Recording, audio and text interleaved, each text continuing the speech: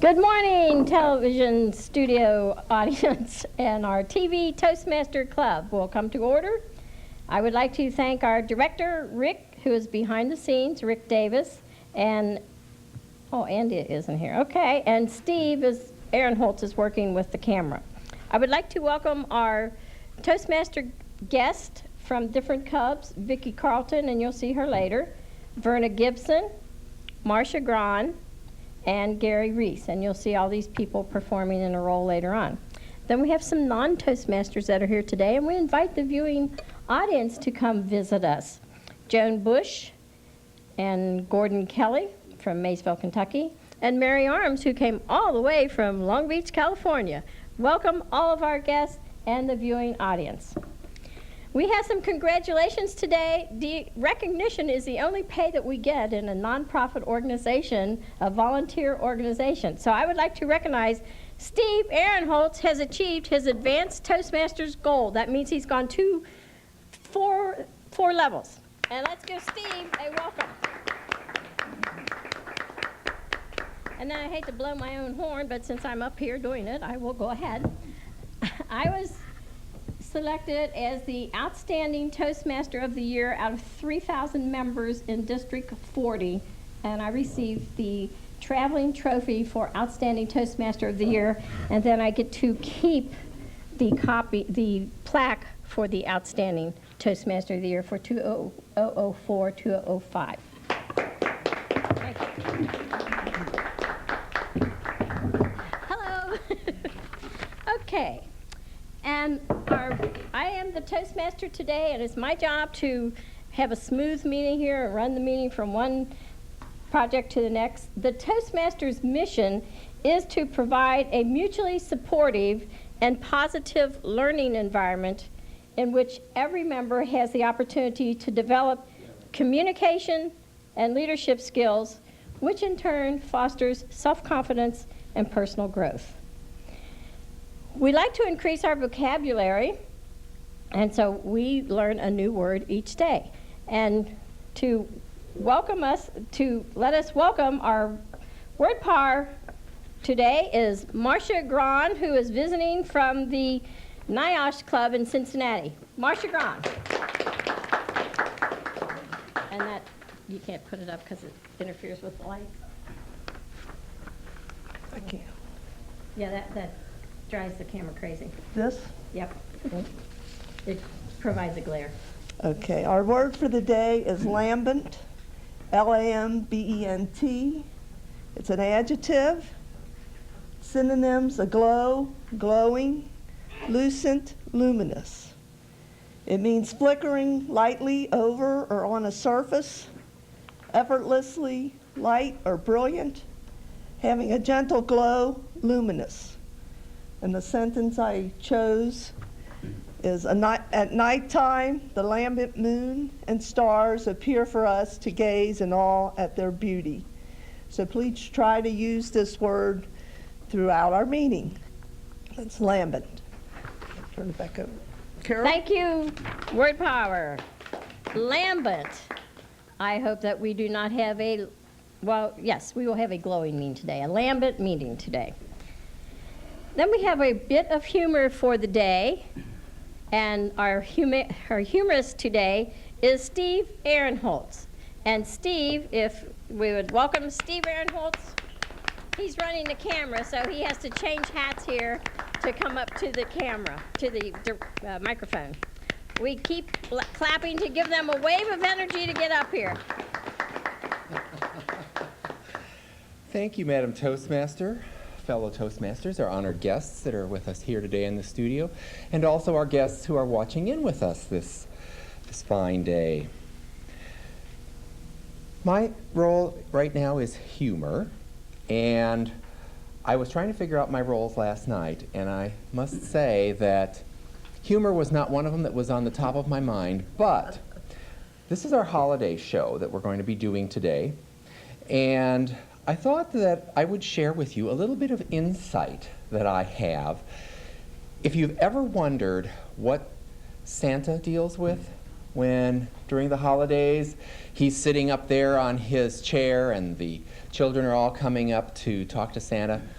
I have it on good insight from a trusted resource that I know that Santa has a variety of challenges, and he finds that he can't always be lambent while he has all of this activity going on, because of course Santa is the focus of attention. And do you realize how long he's going to be showing up on people's mantles once they've taken a picture? And another thing that is a challenge that Santa finds is, in our era of high technology, children don't all mail letters to him anymore. He has to work email, and he also has to do text messaging. So Santa has to be very versatile, has to be multi-skilled. In addition to that, people travel for the holidays. And so sometimes Santa has to make an early run because the family's not going to be home on Christmas Eve. So Santa has to keep a couple of lists as to where he's going to be delivering things come Christmas Eve. One of the other things is that Santa doesn't generally keep his sleigh with the reindeer right where he is working, because the reindeer do need to have some space, they like to have some things to eat, and they're not used to dealing with crowds. So that's why you often won't see Santa's reindeer with him when he's working somewhere, seeing the children. So with that, I'm going to turn it back to our Toastmaster for today, Carol. Don't go far. Don't go far, Right. because I'll let you explain the topics master, the purpose, and what time they have. All right. Yes, I'm multitasking today. At this point, we're going to do our spontaneous or extemporaneous speaking exercise that we generally include in all Toastmaster meetings. And what this is an opportunity for people to practice speaking on their feet. I have a number of questions that I'm going to ask people here in the studio today. They will have about as much time as it takes them to get up here to prepare their speech. You'll have between 1 minute and 2 minutes and 30 seconds to respond. You are free to respond in whatever way you consider appropriate for the question that I will give you. My questions are going to focus on the holidays, so that's the general theme that we're going to be talking about this morning. And a number of our guests have graciously agreed to participate, which I think is always nice because we want to have everyone get an opportunity to speak as a part of our meeting.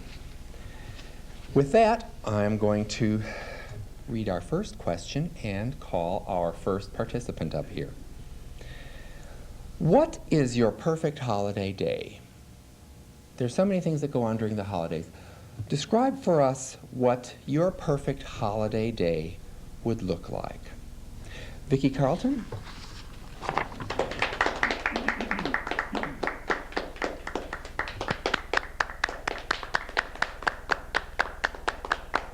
Describe for us what your perfect holiday day would be. Hi. My perfect holiday day would be filled with family and friends. Typically on a Christmas Eve and a Christmas Day, I visit several families.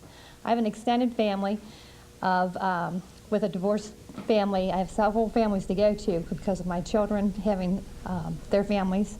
So I start Christmas Eve going to my youngest daughter's family and spend the evening there. The next morning, we spend it with my mother's family. That afternoon, we spend it with my daughter's other family. That evening, we go to another family, my boyfriend's family, and then the last family we spend back at my dad's. So we spend the whole day traveling. I probably see 100 or 150 people between Christmas Eve and Christmas Day. That's my favorite holiday. Thank you. Thank you, Vicki.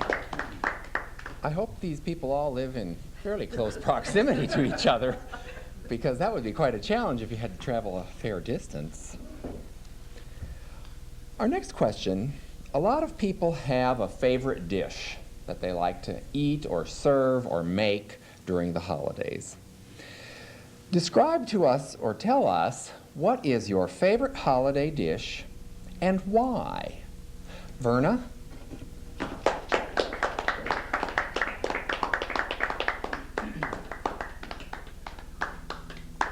What is your favorite holiday dish and why? Myrna Gibson.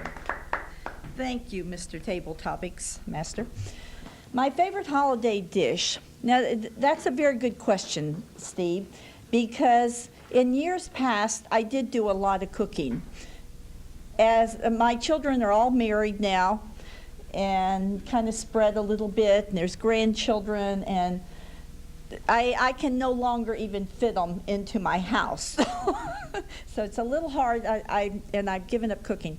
In fact, this year, we are going to a restaurant for Thanksgiving dinner. It's the first time that I have done that, and that's a little different. But I still think, as far as what I like to do, and if I could make myself do it and find the time, maybe I should have said that opposite, find the time and then make myself do it.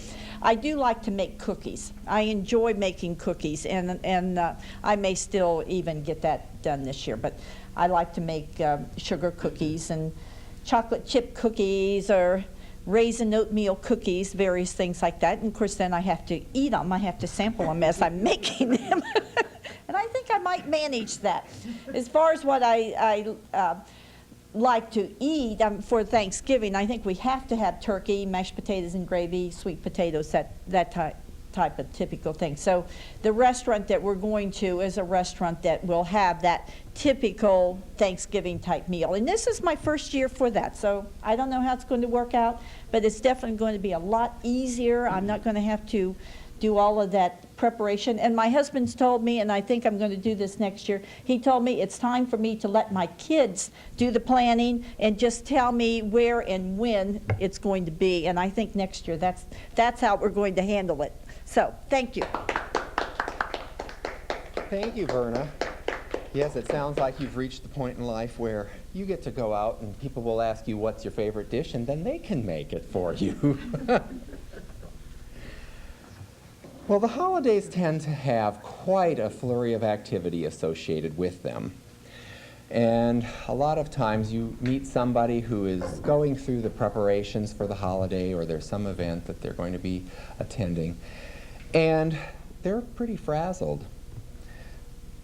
The question I have that I'd like answered next is, what do you do, or how do you remain calm during the holidays? How do you remain calm during the holidays? Marcia Gran?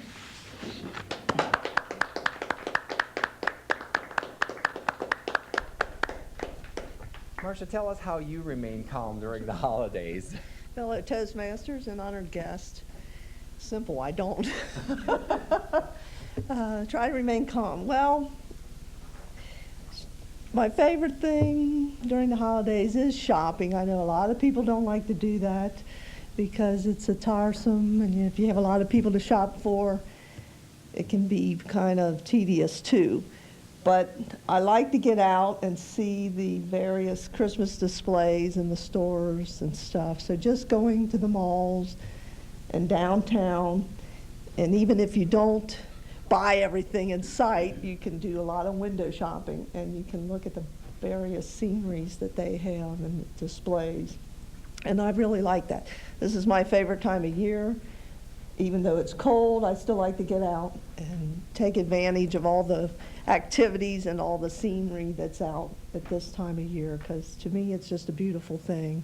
And I do have a lot of people I shop for, and so I don't mind going in, and I like to spend, even though I regret it after that. But I like to see the beautiful scenery and meet people too, and especially with the kids and the little Santa Clauses and the breakfasts at Santa and things like that. I have 3 nephews, and I enjoy the holidays tremendously. Mr. Tabletop. Thank you, Marcia. Well, a lot of people have a tradition of one type or another that usually is a part of the holidays, or that they associate with the holidays. Sometimes it may be a tradition that they have established for themselves, or something that they've collectively begun doing as a part of the holidays. My next question is, what is one of your favorite holiday traditions? And this can be a present tradition, a new tradition, or one that is from your past. But tell us, what is one of your favorite holiday traditions? Gary Reese?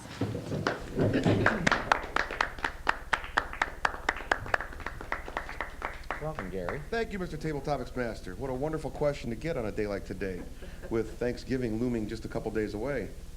My fellow Toastmasters, honored guests, and for those of you playing the home version of Toastmasters, let me just say this. We have a tradition unlike anyone else's in my household. And I'll explain to you how this happened. When I was 13 years old, my parents had just divorced, and I was living with my father. It was our first Thanksgiving together, and we decided that we were going to have the traditional Thanksgiving dinner, just the two of us. We went out and we bought a 2-pound boneless turkey. We got all the fixings that go with it. We got out the Black & Decker drill and drilled this boneless turkey so that we could put stuffing inside of it. Now, we have what we call the Thanksgiving Black & Decker still to this day that we've never gotten rid of. But the funnier part of this story that's more meaningful to me is a couple days later, after Thanksgiving was over, I went back to school, to elementary school. I was in the 3rd grade or 4th grade back then.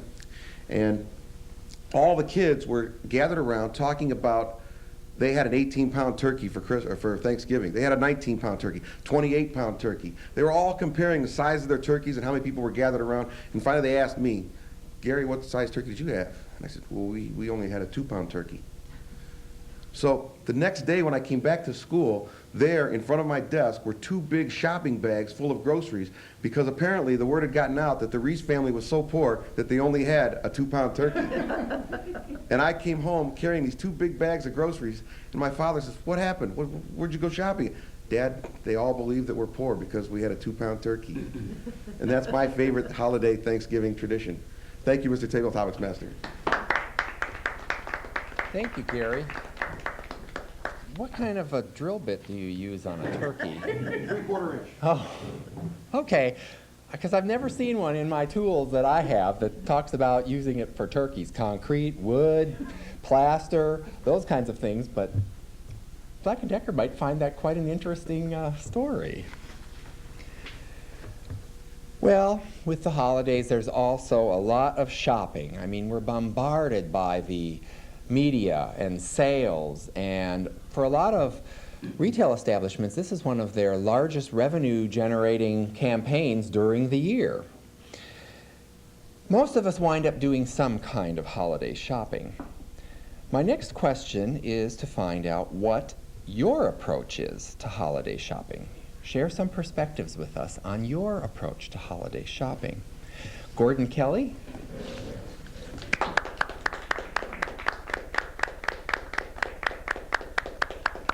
Gordon, share with us what your approach is to holiday shopping. Thanks for the hardest question. Good morning.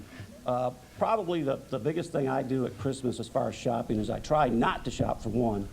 However, most people, at least a lot of people, don't like to get money.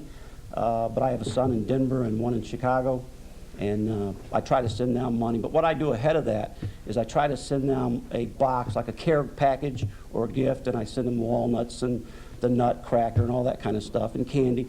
And one of the things, one of the questions he asked earlier was tradition. I was hoping that would be my question. My mother died like 2 years ago, and she used to make this gingerbread.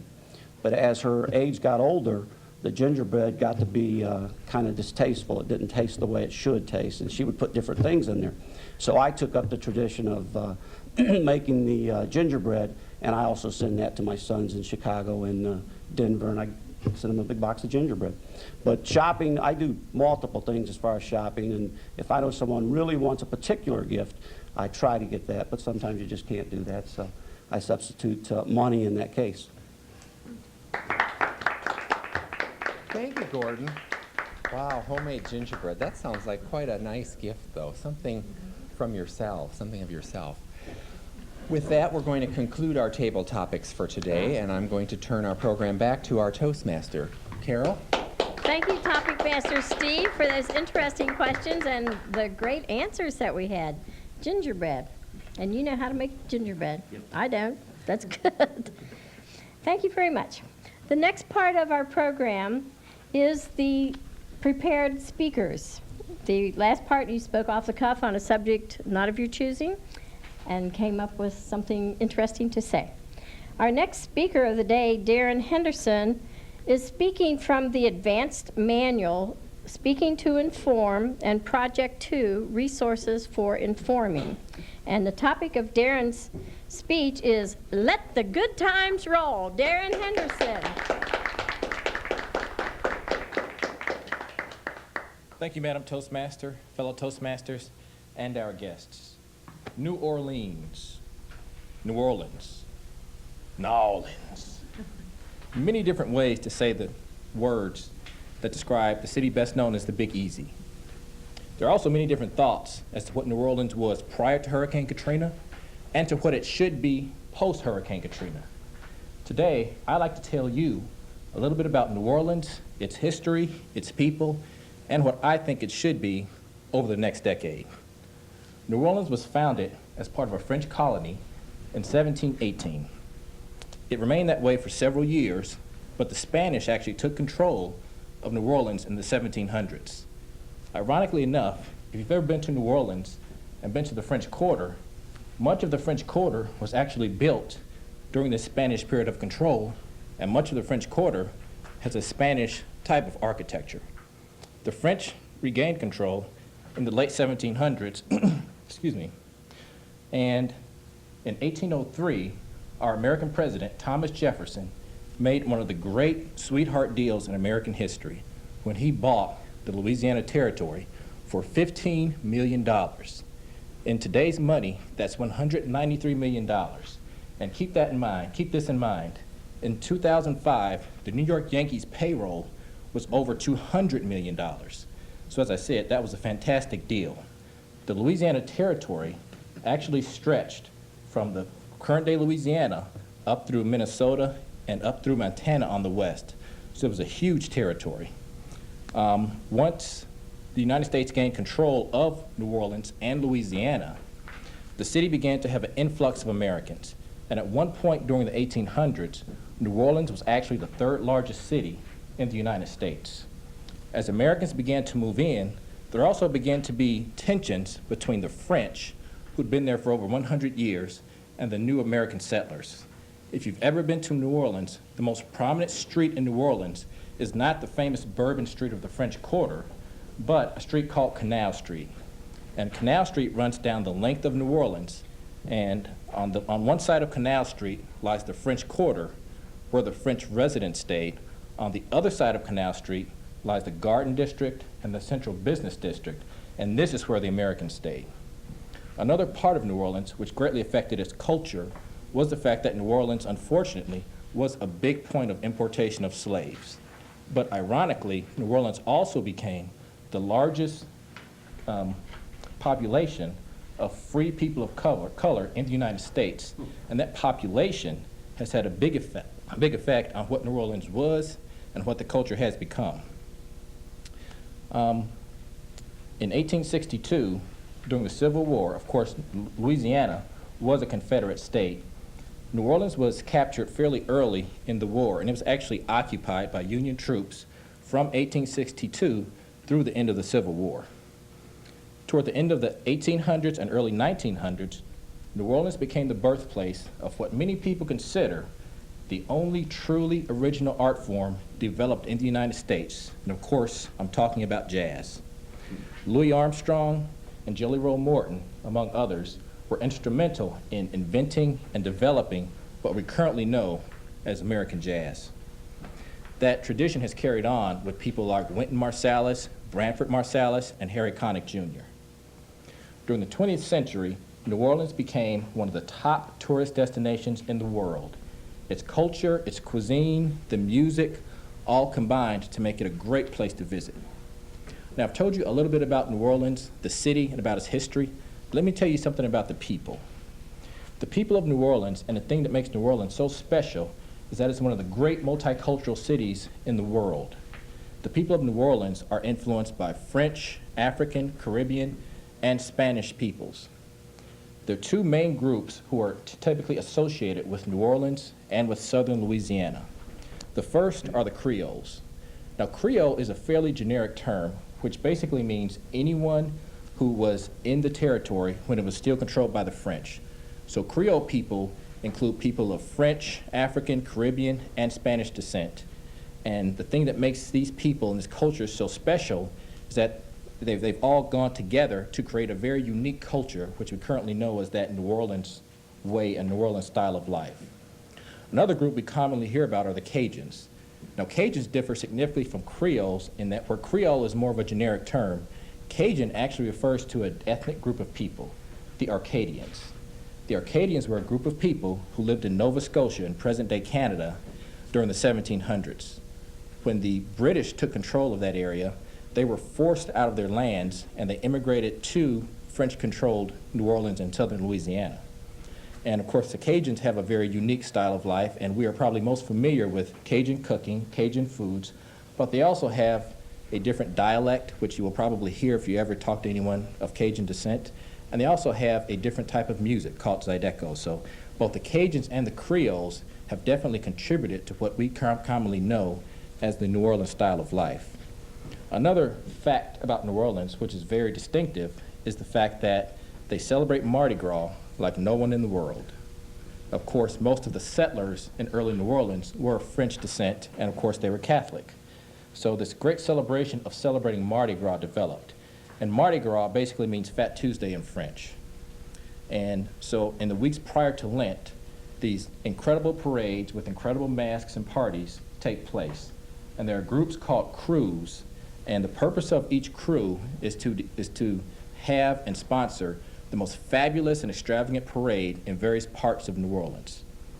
And each crew takes a lot of pride in having some kind of distinctive or some kind of special attribute that their parade has that no other parade has. Now, I've told you a little bit about New Orleans and why I think it's special.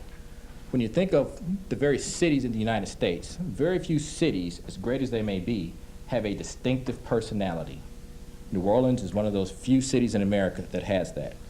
I think it's very important that we keep that, and in the aftermath of the terrible Hurricane Katrina tragedy, I think it's important that we rebuild New Orleans, that we help preserve the history of jazz, of the incredible cuisine, of Mardi Gras, and of this great culture which is developed in southern Louisiana. I think it can be done by intelligent urban planning. Maybe New Orleans won't be rebuilt in every section, maybe just the areas that are above sea level. Also, with new technologies, with new levee systems, new pumping systems, I think New Orleans can be rebuilt and will be able to withstand a level 5 hurricane. I think the people and the history of this great city deserve no less.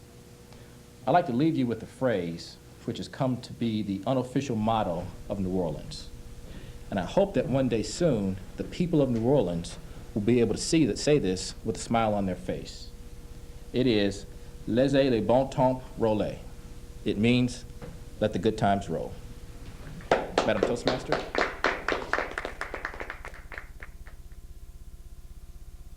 Our next speaker of the day, Sheila Mudd-Baker, is going to be speaking from the advanced manual, and when her evaluator gets up, they will tell you the objectives. Since we don't have a microphone down there for you to know beforehand, you'll find out afterwards the objectives of her Speaking to Inform Manual, Project 4, on a fact-finding report.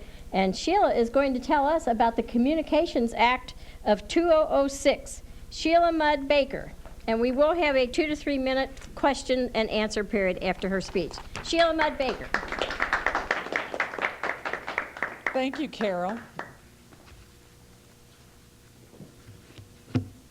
By the time most of you who are watching this on television see this, the Telecommunications Act of 2006 will already be adopted. It is an act that is an outgrowth of the Communications Act of 1934. In the beginning, in the very beginning, in 1912 and 1927, there was a Radio Act. Back in the days when the government first realized that they needed to regulate radio stations and wired telegraph, telephone, etc., anything that was wired, licensing them, making sure that they didn't observe, or they did observe certain regulations, commercial regulations. In 1934, The Radio Act became the Communications Act, and it made interstate and foreign communications by both wire and radio available to all, literally to all. Before that, having a radio or having a telephone was only for the rich because no one could afford to have anything to do with those. But by 1934, it was considered perfectly reasonable for the average family to have some sort of access to telephone. It may not have been in their own house, but some sort of access to telephone. So we had public telephones. It also was a time to have radios available to everyone, and that there would be adequate facilities for radio and telephone, and that there would also be reasonable charges, because reasonable charges were the major problem that most people had. If you were very, very rich, you could have your own internal system and be linked up to your friends. If you were very, very rich, you could get a direct line probably to the radio station if you wanted it. But the rest of us didn't have what we needed. In 1996, the Communications Act of 1934 became the Telecommunications Act of 1996. And that encouraged competition in our traditional monopolies, all of our common carriers and our mass media. It preserved universal service and the public trusteeship of all of those. Since 1996, we created broadbanding, and the industry wanted all of those in the communications industry who were making money off of it, wanted all the regulatory barriers removed. The Telecommunications Act of 2006, which is updating all of those other rules, has 5 key issues. First goes for the common carriers. And when we think of common carriers now, we think of radio, television, internet access, just a universal service. We think of universal service in a way that all of us can get access to it. Our Universal Service Fund, which is part of the Telecommunications Act of 1996, subsidizes access for poor, rural schools, libraries. That in the 2006 Telecommunications Act will change. Secondly, broadcast media. We have a guaranteed diversity of viewpoints in the broadcast industry now. A few broadcasters now are buying all of the commercial stations, so we're losing some of that diversity just by the sheer nature of one company buying up another company, et cetera. So diversity is beginning to disappear. There's a spectrum policy in this new law on digital TV. In 1996, Congress asked broadcasters to produce HD TV. If they would present that, they would give broadcasters, each broadcasting station each broadcast company would receive a second free channel that they could use any way they wanted to use. Unfortunately, once they developed HDTV, all the broadcasters were unwilling to give up their access, that full spectrum, because that 108 megahertz of spectrum is a prime gift for broadcasting. The Congress wanted it created so that we would have absolutely perfect access globally for our government, for our emergency systems, for our schools, for our governmental agencies. The next issue is broadband rules. Cable television is a hybrid. It started as a common carrier in the 1940s. It didn't go very far. You could watch it or use it from place to place. It was cabled. If you wanted to transmit data, you transmitted it through cable TV. In 2003, the FCC said that cable's an information service and not a common carrier. In 2005, the Supreme Court denied internet service providers having non-discriminatory access. By non-discriminatory, I mean that all persons. Discriminatory access says that not everybody can get access to it. Non-discriminatory access means that any of us, no matter who we are, can get access. At least we have access to cable. We don't necessarily have it to a specific cable. Both cable and common carriers want to level the playing field so they can keep all their competitors off of their networks. Now, what does that mean? Well, think about telephone. You know, we have one line, but look at all those different stations, all those different companies that use it. Cable. We have public cable. We also have public access, which is what we have right here, government access, educational access, et cetera. We're redefining what a cable company is. Verizon and SBC want to get into TV, but they don't want to pay the fees for the franchises that the various cable companies pay now. So here's the short story.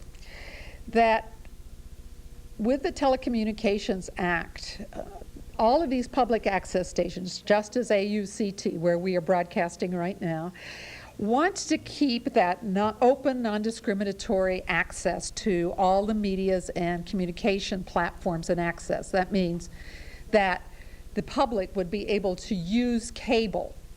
As it is now, we have access. We can come into a station and we can present a show, present our own viewpoint. Public access guarantees that. We need universal service. Those, we need to make sure that stays in the Act, and I'm hoping that it will be by the time it is passed, that those who are rural or low income and nonprofit agencies can have access to all those different forms of communication, at least reasonably priced access. We need that public access for means of distributing information for emergency services, for schools, for governments, et cetera. And we need to keep in the Telecommunications Act of 2006 all those consumer protections we have. We've got a problem with our public carrier, our common carrier, with our cable station, with our telephone service. We have someone we can go to. And we need to have those revenues still coming into our communities, because those revenues for public access provide public access, community access, et cetera, and provide additional revenues to our communities. So are there any questions about the Telecommunications Act? As I listened, I realized that I'm somewhat of a gorilla in the mist on this particular category. Can you explain to me what the difference is with the Telecommunications Act of 2006 to my community? Okay, what it can mean is if the Telecommunications Act as it is proposed right now is going to Congress, what it can mean that public access and government access stations may disappear. It also may mean that we have fewer and fewer chances to get anything done about the complaints we have about our common carriers and our public access, or our cable. And our internet, too, because they're all in it together. One of the things we forget about, we've become very, very dependent upon the internet, cable, radio, television, all of those things. We've become dependent on them. We can lose our reasonable costs. Now, you may say, how is it reasonable that we have any costs at all? They are providing services, but the question is, what are we getting back in return? If we lose our own access, we start to lose diversity in communication. You know, since we're now communicating with internet and cable all over the country, if we lose that, we begin to lose our public voices, because now anybody can provide their own view of the world on television, via the internet. You can do that. That may begin to disappear because it may no longer be available to us. Any other questions? If I don't like what happens as a result of the act, what can I do or other people do about it? Thank you. So what can you do if you don't like what happens as a result of the act? Well, what we're hoping for is throughout the United States, mayors and senators and congressmen and state people have been talking to Congress saying we need to make sure we preserve this public access, we preserve these things. It's possible that the Senate and Congress may just make no amendments to the proposed act. And if we don't like it, the only thing we really can do is to write or email or talk to our congresspeople and our senators.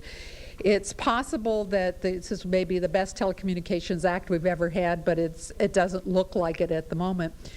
If it gets amended properly, and it'll be passed by the time you see this on TV, then that's not an issue. But if there's something in there that you discover, like we lose public access and we can no longer do this television show because there's no public access allowed, then you can write to your congressman. You should be talking to your local politicians and asking them to talk to other politicians to make sure that we continue our public access.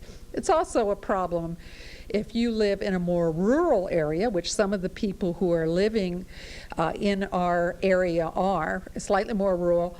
It might increase their cost for cable or telephone. So we want to make sure that that's taken care of too. Thank you. That's a good question. One of the great things about Toastmasters is that you get immediate feedback on how you did your presentation today. Our general evaluator, who will also evaluate the meeting besides introducing the evaluators and the reports from the all-counter grammarian and the timer, is Gary Reese, who is visiting from Park 42 and Talk Toastmasters Club. Let us welcome Gary Reese, general evaluator. Thank you, Madam Toastmaster. Honored guests, and especially Toastmasters and our two esteemed speakers today. Congratulations. I understand that Sheila will now become an ATM Gold as a result of today's speech. I think that deserves a round of applause right there in and of itself. It's obvious that we had two polished speakers up here today before us. You saw many skills that were exhibited, that were honed and refined over years of practice. This is what we all aspire to be, to do, to become. Today I'd like to introduce the people on my evaluation team. Evaluator number 1 for Darren will be Mr. Steve Ahrenholz, an ATM Gold, who also has his Competent Leader award. Evaluator number 2 for Sheila will be Vicki Carlton. Our odd counter and grammarians report will come from Marcia Gran. Our timers report will be coming from Verna Gibson. And I'd like at this point in time to, before I give my evaluation, I'd like to have the two evaluators come up here. First, I'd like to have evaluator number 1, Steve Ahrenholz, who will evaluate Darren. Thank you, Mr. General Evaluator, our fellow Toastmasters, honored guests, and our honored guests that are looking in today. The speech that we heard from Darren was entitled, "Let the Good Times Roll." It is the second speech from the Speaking to Inform Advanced Toastmaster Manual. The purpose of this talk is for the speaker to inform the audience on a subject of interest in 5 to 7 minutes.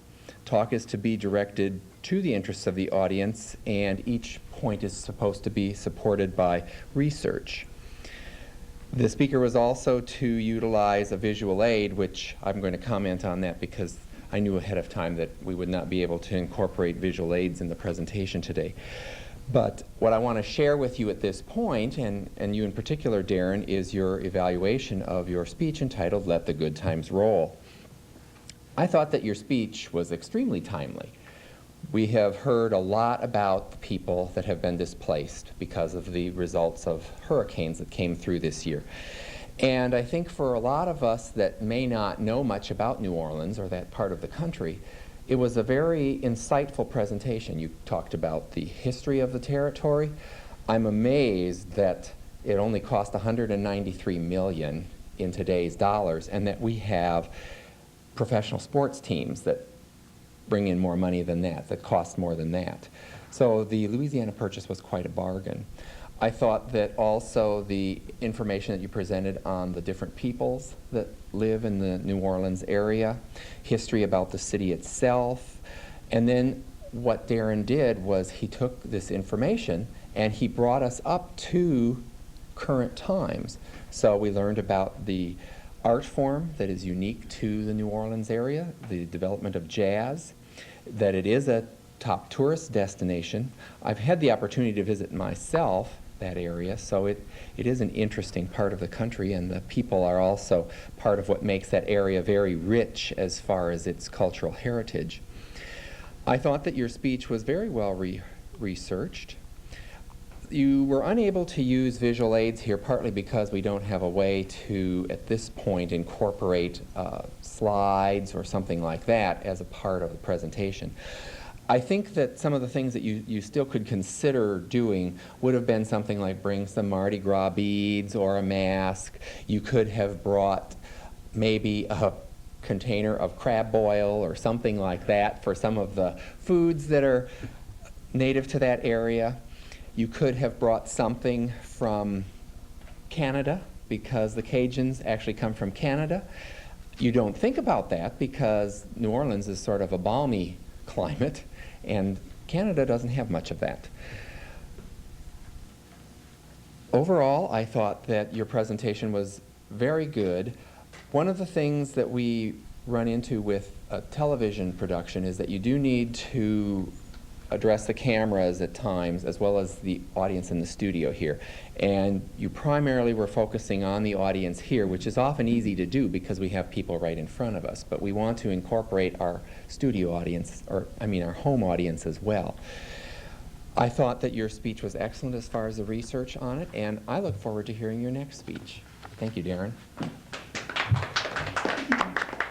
you, Steve. Excellent job. Excellent job. As you'll notice, we try to give positive feedback that's constructive, that will help the speaker learn what they could do to do better, what their strengths are, what their weaknesses are that they need to work on. And we always try to end on a positive note as well. Our next evaluator, who will be evaluating the speech that Sheila gave us, will be Miss Vicki Carlton. She comes to us as a guest from Standing Room Only's Club, club number 3456, in that particular order. Please help me welcome Vicki Carlton.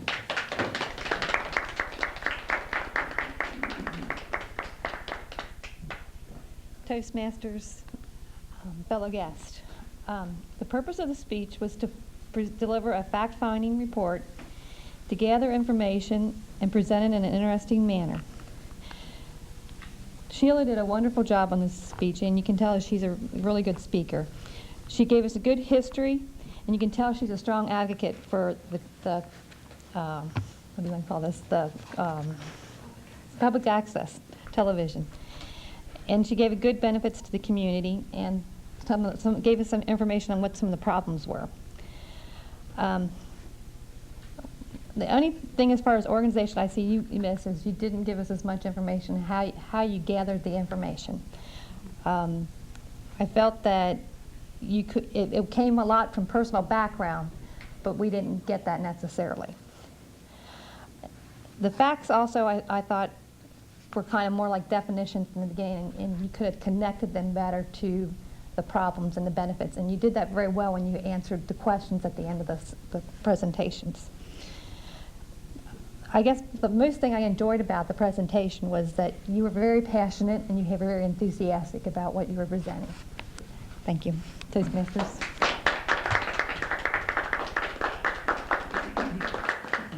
Turning this meeting back over to our Toastmaster, Ms. Carol Kormelink. Thank you, Gary. It was a lucky day I met you, Gary. Gary was the winner of the humorous speech contest for the Loop Division, and he represented us well at the district level. I would now like to have the guest. I know you didn't want to come up before the camera, but since I don't have a mic down there, I do ask for comments from the guest. I think we had a great meeting, and I appreciate everyone who came to help us make this a good meeting. And I'll start with our bravest. Gary, would you like to come up and give us your comments about the meeting? And when Gary talked about the hand motions, actually Steve is telling us what camera that is shooting us, so if we want to have a more direct instead of a side view in the camera. Thank you. Gordon. Well, I thought it was interesting. I've never been to a Toastmasters meeting before, and I find it to be real interesting. I always have problems speaking in front of groups like this, so overall, I was impressed by the two speakers today, especially the New Orleans thing, because I'm kind of a history buff, and that was just really impressive to me. But overall, I thought it was great, and I plan on being back. Oh, good. Thank you very much, Gordon. Now I have to do something that I normally wouldn't do, but because the mountain will come to Mohammed. I knew you'd do this. Okay. I would like to welcome Sheila's sister, Mary Arms, from Long Beach, California. Thank you. Well, I thought today's speeches were very, very interesting. I enjoyed everything, and I'm planning to move back, into the Ohio area in 2 years. So I will be back. And thank you. Thank you, and we expect you to be a member of TV Toastmasters also. Joan Bush. I really enjoyed the meeting this morning. I really didn't know what Toastmasters was all about, but I think I know now. You're assessed on everything you do. Everything, which is great. And Darren, I thought your speech was really good. I watched your hand motions, and it was very natural. Sometimes on television, the hand motions are so studied in advance, but yours were very natural. And Sheila, that was a complex subject, and you did a great job, I thought. So I think I'll be back. I enjoyed it so much. Marcia Grand. Likewise, I enjoyed the meeting tremendously. 2 good speeches. I think everybody did a good job. I have to commend Steve, too, for doing multitasking there. And I enjoyed both the speeches. The timely speech, New Orleans, I learned a lot about that. And communication, we're in that field here, communicating Toastmasters, your particular club with the television and cable, timely speech also, and a good evaluations. Thank you for... Let's give her a hand. Thank you, Marcia. A visitor again, Verna. Well, I have also been a member of this club. And maybe one of these days when I don't have so many other things that I'm doing that I feel like I'm fragmented, when I get myself back together, I may even rejoin. But I always enjoy coming, and of course I can never say no to Carol anyway. And it is great. Thank you for inviting me, Carol. Thank you for coming and helping make our meeting successful today. And I hope this cord will go. We have a few more people here. I've already spoken with Gordon. And Vicki Carlton. I'm a member of the Northern Hills Toastmasters, and I would encourage any Toastmaster to come try this on TV. It's a little different pressure, but it's still a lot of fun. Thank you, Vicki. And Gary. I'm with Park 42 Toastmasters out of Sharonville, and I'm impressed. This club seems to prove the axiom about big explosions come in small boxes, because they only have 7 members, but yet 2 of them are DTMs and 3 more are ATMs, which far exceeds what we have in my home club. So I'm impressed with just 7 members, but yet that much experience in one club. Thank you very much for helping Gary. Let's give him a hand. And Sheila's going to have to hurry to get her advanced leader, because then she will become a distinguished Toastmaster, which means don't time me. And she has a problem keeping within the times. So as soon as you get the DTM, you'll be able, don't time me. With that, I think we had a great meeting. And the meeting of the TV Toastmasters Club 9523 is adjourned.